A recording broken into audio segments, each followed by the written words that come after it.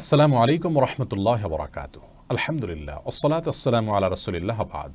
সুপ্রিয় দর্শক শ্রোতা ভাই বোন, ফজরের সালাত ৫ ওয়াক্ত সালাতের মধ্যে অনেক কারণে অনেক বেশি গুরুত্বপূর্ণ একটি সালাহ। মুনাফিকদের জন্য ফজরের সালাতের জামাতে উপস্থিত হওয়া অনেক বেশি কঠিন। বিভিন্ন হাদিস থেকে সেটি বোঝা যায়। রাসূল আকরাম সাল্লাল্লাহু আলাইহি ওয়াসাল্লাম বিভিন্ন হাদিসের আলোকে আমরা ফজরের সালাতের 10টি তাৎপর্যের কথা একটি ভিডিওতে সংকলন করে দিয়েছি এবং সেখানে আমরা প্রমাণ করার চেষ্টা করেছি যে ফজরের সালাতের 10টি বিশেষ তাৎপর্য আছে যেগুলো অন্য সালাতের নেই। আমাদের অনেক সম্মানিত ভাই আছেন যারা ফজরের সালাত মসজিদে জামাতের সাথে পড়তে পারেন না, অথচ তারা অন্য ওয়াক্ত সালাতগুলো মসজিদে জামাতের সাথে পড়ার চেষ্টা করে থাকেন। ফজরের সালাত কেন এত বেশি কষ্টকর আমাদের জন্য? এর সবচেয়ে বড় কারণ হলো শয়তান জানে যে ফজরের সালাতে উপস্থিত হওয়ার মাধ্যমে আমরা ক্রিম মুসল্লি হতে পারবো, ক্রিম ইমানদার হতে পারবো। সমাজের সবচাইতে খাঁটি ইমানদারগুলোর অন্যতম একটা বৈশিষ্ট্য হলো তারা ফজরের সালাত জামাতের সাথে আদায় করতে পারে পুরুষদের বেলায়। তো এই বিষয়টি যাতে আমাদের অর্জন না হয় সেজন্য শয়তানের নানামুখী পদক্ষেপ এবং চ্যালেঞ্জ থাকে। নবী সাল্লাল্লাহু আলাইহি ওয়াসাল্লাম বলেছেন, মানুষ যখন শুয়ে পড়ে তার কপালে 3টে গিরা দেয় শয়তান, এবং সেই গিরাগুলো দেওয়ার উদ্দেশ্যই হলো যাতে সে অলস হয়ে ঘুমিয়ে পড়ে। এই জন্য দেখবেন ফজরের আগ মুহূর্তে ঘুম হয় খুব ভারী ঘুম, গভীর ঘুম। যার সারা রাত ঘুম হয় না ছটপট করে, ওই ব্যক্তিরও ফজরের আগ মুহূর্তে খুব আরামের ঘুম হয়, এবং এত বেশি আরামের ঘুম হয় যে ওই ঘুম থেকে উঠাটা তার জন্য সবচেয়ে কষ্টকর মনে হয়।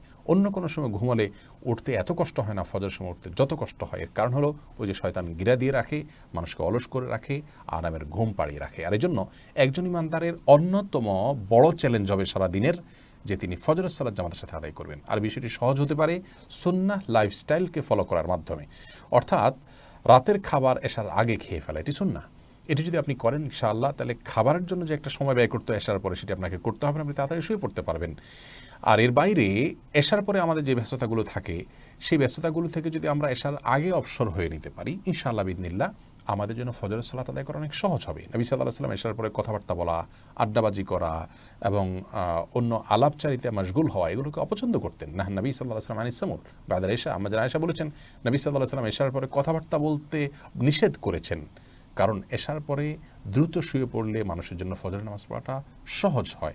রাতে তাড়াতাড়ি শুলে সেটি আমাদের স্বাস্থ্যের জন্য ভালো, আমাদের শরীরে ইমিউন সিস্টেমকে স্ট্রং করে, সে বিষয়টি ডাক্তার আজকাল বলছেন। আর সবচেয়ে বড় উপকারিতা হলো এর মাধ্যমে ফজর নামাজ ইনশাআল্লাহ দ্রুত আমরা পড়তে পারবো। এছাড়া ফজরের সালাত যথাযথভাবে আদায় করার বিকল্প আর কোনো পথ খোলা থাকতে পারে না। আপনি রাতে দেরি করতে যদি শোন, ফজরের সালাত যদি আপনি জামাতের সাথে পড়েনও, সেই পড়াটা হবে ঘুম ঘুম ভাব নিয়ে। এটা সালাতের জন্য কখনো মানানসই নয়। আপনার সালাত যথাযথভাবে হোক, পূর্ণ মনোযোগের সাথে হোক, ফ্রেশনেসের সাথে হোক, যদি আপনি চান তাহলে আপনাকে অবশ্যই রাতে তাড়াতাড়ি শুয়ে যেতে হবে। এটি এখন একটা মহা চ্যালেঞ্জের ব্যাপার হয়ে দাঁড়িয়েছে। আমরা যারা প্র্যাকটিস করার চেষ্টা করছি তারাও রাতে 12টা 1টা 2টা বাজিয়ে ফেলি ঘুমোতে ঘুমোতে। এই অভ্যাসটি থেকে আমাদেরকে বেরিয়ে আসার চেষ্টা করতে হবে।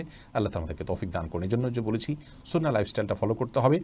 আপনাকে এশার আগে আগে সব কাজ সারতে হবে। এশার পর যদি আপনি কোনো রাজনৈতিক টক শো দেখেন, কোনো ভিডিও ক্লিপ দেখেন খুব সিরিয়াস, তাহলে সেক্ষেত্রে আপনার চিন্তা জগতে আপনি ব্যস্ত হয়ে পড়বেন, আপনার ব্রেন ব্যস্ত হয়ে পড়বে। ঘুমের যে একটা পরিবেশ আপনার শরীরে সেটি থাকবে না। এরপরে ঘুমের পরিবেশ আসতে যথেষ্ট সময় লাগবে। অনেকে বলেন যে এশার পরে শুয়ে পড়ি তাড়াতাড়ি, কিন্তু ঘুম আসে না। এটি না আসা একটি কারণ হলো যে দীর্ঘদিনের বদ অভ্যাস। আপনি কয়েকদিন প্র্যাকটিস করলে ইনশাআল্লাহ সহজ হবে। আরেকটি বড় কারণ হলো এই যে ঘুমানোর আগে আমরা অনেকে মোবাইল টিপি করি, বিভিন্ন টেলিভিশনের বিভিন্ন প্রোগ্রাম দেখি, এরপরে ঘুমোতে চাই। যার ফলে হয় কি, আমাদের মস্তিষ্কটা ব্যস্ত হয়ে পড়ে সেই সমস্ত ইস্যুগুলোর কারণে। এরপরে ঘুমের আর পরিবেশ আসে না সহজে। এই জন্য এশার পরে আর এসবগুলোতে আমরা ব্যস্ত না হয়ে এগুলো থেকে দূরে সরে যাবো ইনশাআল্লাহ, আমাদের তাড়াতাড়ি ঘুম আসবে এবং ভোর রাতে ওঠা সহজ হবে। এর পাশাপাশি মোবাইলে অ্যালার্মের ব্যবস্থা আছে, অন্য কারোর মাধ্যমে মোবাইলে কল দেওয়ার ব্যবস্থা হতে পারে। অনেকে অ্যালার্ম টিপে আবার ঘুমিয়ে পড়েন, সেজন্য মোবাইল দূরে রাখতে পারেন। অন্য কাউকে বলতে পারেন যে তুমি আমাকে মোবাইলে কল করে জাগিয়ে দিবে। বিভিন্ন উপায় যখন অবলম্বন করবেন অবশ্যই আপনার জন্য সহজ হবে। আল্লাহ বলেছেন ওয়াল্লাযীনা জাহাদু ফীনা লানাহদিয়ান্নাহুম সুবুলানা, যারা আমার রাস্তায় আসার জন্য চেষ্টা করে, আপ্রাণ চেষ্টা করে, আমি অবশ্যই অবশ্যই অবশ্যই তাদেরকে বহুমুখী পথ দেখাও আমার পথে আসার জন্য। আপনি যদি সুন্নাহ লাইফস্টাইল ফলো করেন, অ্যালার্মের ব্যবস্থা গ্রহণ করেন, এশার পরে মোবাইল ইত্যাদিতে ফেসবুক ইত্যাদিতে ব্যস্ত না থাকেন, শোয়ার পরিবেশ তৈরি করেন, তাহলে ইনশাআল্লাহ বিইذনিল্লাহ ফজরের সালাত পড়া আপনার জন্য একদম সহজ হবে।